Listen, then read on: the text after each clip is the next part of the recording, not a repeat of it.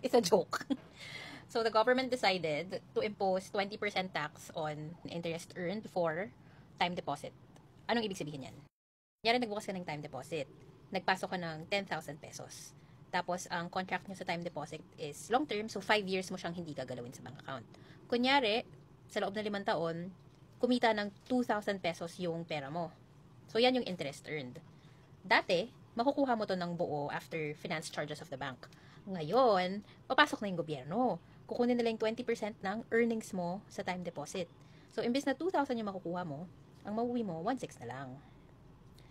So, bakit ganun? Nagpasa ng CMEPA, ang napakagaling nating government officials. Ito yung mga involved.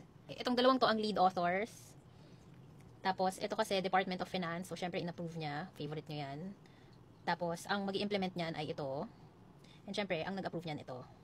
So, bakit daw? Ano daw point ng CMEPA? Ito daw. So, they wanted to simplify the taxes imposed on passive income. Simplify para kanino? Hindi ko sure. Baka para sa kanila. Fairness. Dapat daw fair across all passive income products. Tingnan natin mamaya. Fair ba? And syempre, yung pinaka-importante, kailangan nila mag-generate ng revenue. Kasi diba, mag-e-election na. Tingnan natin yung unang goal nila. Simplify. Ano-ano ba yung iba't ibang klase ng passive income? Ito yan. Interest sa short-term deposit, dati 20, ngayon 20. Okay. Interest sa long-term deposit, dati 0, ngayon 20%. Foreign exchange deposit, so kung may dollar account ka, or yen, dati 7.5, ngayon 20% na. Dividends, hindi gumalaw. Royalties, hindi rin gumalaw. Capital gains, hindi rin gumalaw.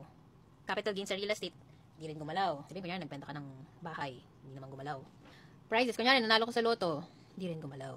Is it simple for me as a taxpayer? I don't think so. No, it's not simple. Is it fair for me as a taxpayer? No. Why? It's not fair because Filipinos are just learning how to save. Filipinos are just discovering how to get passive income through entry-level products like time deposit. Walang laban yung mga Pilipino na hindi marunong sa bonds, sa stocks, sa trading. Parang, bakit mo kailangan ipantay yung buwis dito versus here? Eh, yung mga gumagawa nito, ay alam mong mayayaman na. Andito yung lower and middle class earners. So, how is that fair? So, to me, no, it's not fair. Third, revenue generation. Aba, syempre, mag-generate sila ng revenue for their campaign sa 2028. So, as a Filipino taxpayer, anong pwede mong gawin? If your time deposit is opened before July 1, you're safe. It's okay. Hindi ito magagalaw. Huwag niyong galawin kasi hindi naman kayo affected. If you want to build passive income, you might need to explore a product called Pera. It's an investment product from the government, but it's run by private banks. It's tax exempt pa for now. And then you have MP2 savings. I'll do another deep dive for these two products. But if you want to explore tax-exempt passive income sources, then yan. And then number 4, pinaka-importante, pumili ng maayos na iboboto.